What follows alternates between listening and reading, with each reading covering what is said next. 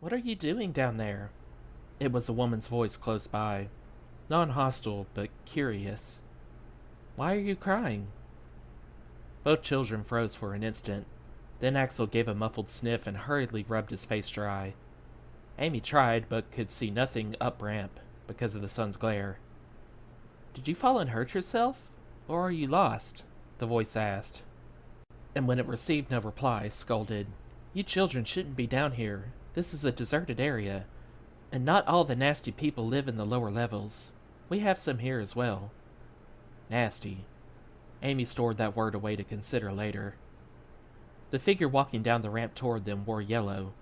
The color glowed as it approached the sun and the woman became visible. She was about Valerie's age, but taller and better looking. Clean. And she walked with a casual self-assurance that to Amy meant only one thing. The girl decided to get the worst over with. Are you an authority? She asked. To her surprise, the woman laughed. Only on some subjects, was the inexplicable reply. Now, how did you two get in here without anyone seeing you? She waited and then interpreted their frightened silence in her own way. Not going to tell me, are you? She grinned. I remember when I was your age and went exploring. If I was careful enough, I could get in almost anywhere. I'll bet you're not going to tell me about how you got out of class either, are you? Amy shook her head, bewildered. Of all the strange things they had experienced, this woman was one of the strangest. Cheer up, the woman said. You don't have to look so scared. I won't tell on you. She bent, took Axel's hand, and tugged him to his feet. You're not very lost. The door you sneaked through is just up there, around the corner, safe and sound. I'll take you back. She held out her other hand to Amy. Amy hesitated, then accepted the hand, afraid if she refused she'd hurt the woman's feelings and make her suspicious. Her legs felt wobbly, but she tried to walk as if she weren't scared, and they had come down the ramp and not up. Does that mean I'm nasty? She wondered. The stranger's hand felt smooth and boneless, as if it had never worked at all. Where does the sun come from? Amy asked as casually as she could. The woman glanced up at the rays. I don't know, she said. Maybe a hole in the ceiling. This is still part of the old structure. The subject didn't seem to interest her too much. The ramp appeared to end here. A giant door came into view. Their guide was leading them toward a small door cut into the base of the enclosure. Inside was a busy warehouse stacked high with containers, rack upon rack, stretching floor to ceiling in long rows. There were several people and a variety of robots working, sorting and loading items onto conveyor belts. You go out through that far door. The woman freed their hands so she could indicate directions. Cross the loading dock, go up the little ramp, and there's the promenade.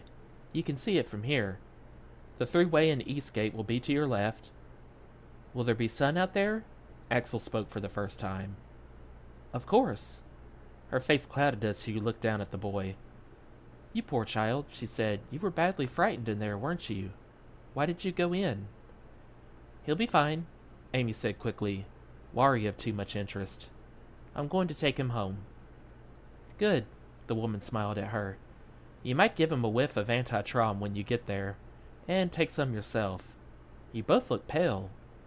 And do me a favor, don't sneak in here again to play. If you do, we'll have to close the doors, and I'd hate that. The ventilation's terrible in here. A noise at the loading dock distracted her. Amy looked and saw a white vehicle with blue lights flashing from its roof. Two plump men in pretty green uniforms got out and came strolling in, calling, Where's the ramp access door? Back there, the woman pointed. Anything wrong? Probably just a computer malfunction, one guard answered. As they passed, Amy read the door security on the arm badge of one of them. Axel tugged at her arm. He had seen it too. Let's go, he whispered. She needed no urging, and they tiptoed away. The door's open, they heard a man's voice called as they crossed the loading dock. Anybody come through here today? Let's run, Axel whispered. No, Amy held him back. That'll show we're scared. Walk. There's no cage in the car, Axel noted as they passed it. Maybe they aren't guards. What does security mean? Guards. They had almost reached the street when the woman called after them. Children! Pretend we didn't hear her, whispered Amy. But don't run. If they run, They'll know we're guilty." "What are we guilty of?" "Coming from the lower levels." "Oh."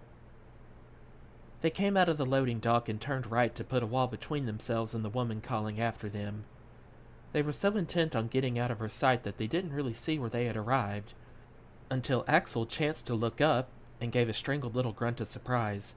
"Sky!" They had walked into an enormous domed enclosure. "It's level 80, Amy said. "It's better than the stories say." Across the street was a tree-lined promenade where flowers bloomed and extraordinary people walked. Big, clean people dressed in clean, pastel-colored clothing. Beyond the promenade, balconied structures rose 7 levels high, with windows on each level. Courtyards separated the buildings, and in those courtyards there were fountains. The angled dome support ribs cast a webbed pattern over everything below. Beyond that metal web was blue sky. They hurried across the promenade and through the park, dodged among a group of children dressed in white, went down what Amy called a corridor between 2 buildings, and entered a passage that led into an empty space where water spurted up and tumbled back into a round pool, and leafy green things grew up from stone pots. The air in this place smelled almost as pretty as oranges, but different. "I've got to rest," Amy panted. "My side hurts, and my feet." Axel looked back. "I think we lost them." "I don't think they followed us," Amy said. She leaned against a tubbed arbor vitae and mopped her face. Then, seeing the fountain, went to it, cupped her hand, and drank. "I looked back a bunch of times and didn't see them. Maybe there's no place to get out and they figure they'll get us soon without running." Amy gave him an irked look. If there was a scary way of looking at things, Axel would think of it. "Maybe they're just too fat to run and decided we were what the woman in yellow thought we were," she said, keeping her voice low. "That's kind of stupid if they did," he argued. "Don't they trust their computer? It must have recorded our coming into level 70. They have our fingerprints on file." "But now that we're here, we look like everybody else," Amy said. "All the kids I saw wear white like us, and their haircuts are all different, so ours don't stand out." That they were temporarily safe was enough at the moment. She was more interested in these new surroundings. She studied the buildings around the courtyard. It wasn't at all what the stories about level 80 had led her to imagining. For one thing, it was nicer than any story, clean and quiet and bright. Almost too bright. Why did they need so much light? And this waste of running water. All levels were not the same, and if the people down below knew something this nice existed, they would be so angry they would come racing up here. There would be a riot. "In time of riot alert, the store will not open," the sign on level 70 had said. She hadn't understood until now why it said that. If all the people down below came up here, she imagined the space they were resting in as it would be if full of people. The crowd, the noise, people in the pool. "Amy, come over here," Axel called softly, and when she came, he pointed down a long hall where people walked. In the distance there were more trees. Beyond them was a stretch of blue. "That looks like a park. You don't know what that is, but I think we can see out from there. Maybe all the way to the ground." It wasn't far to the trees. Amy had already noted that this level seemed smaller than any of the levels below. Almost tiny, in fact. And the oddest thing was there were so few people. The people walked along in ones and twos, and there was usually space between them. And in the places called streets there were little cars that weren't emergency cars, but just hauled healthy people from one place to another. "If you don't stop staring, people are going to know you don't belong here," Axel whispered. "Pretend you've seen it all before." "But it's so..." She didn't have words to describe it. "Are you used to this? Is this what it's like outside?" "Some of it, but I never saw a place like this," he admitted. "This is sort of what I expected the cities to be, but richer looking." Then they were in the park, a place where people sat on benches under manicured trees, with flower beds and walkways winding around lily pools with goldfish swimming in them, and long stretches of green grass. Amy had never seen anything so beautiful, and she kept telling herself the reason her eyes were tearing was all because Axel kept digging his nails into her arm to remind her not to yell and point every time she saw something wonderful. People sat in the sunshine, talking, taking their wonderful lives for granted. She was studying the people, envying them, when Axel's hand on her arm gripped so tightly she nearly cried out. Then she saw what had excited him. They had reached the far side of the park, where the clear dome touched the floor and revealed the outside.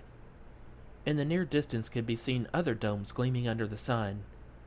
Glass-sheathed walkways joined one to the next. Between the domes stretched not chasms 70 levels deep, but a surface of stony clay and rubble, not 10 feet below the spot where the children stood. "You know what?" Axel's whisper sounded strange, as if he were angry but too surprised to let the anger rule. "Do you know what?" he repeated. "What?" "This isn't the roof. This is the surface. All the rest of the city is underground. I thought it was, but everybody said I was crazy, and after a while, I quit believing." "I don't believe it," Amy said. "The city is so big that the roof would look like—" "That's clay, Amy. Clay. Bare ground. Look out there. You can see where it slopes downhill. That's why everything's dark down below. Why there are no windows. Why nobody gets outside. You just believed what you were always told because you didn't know any better."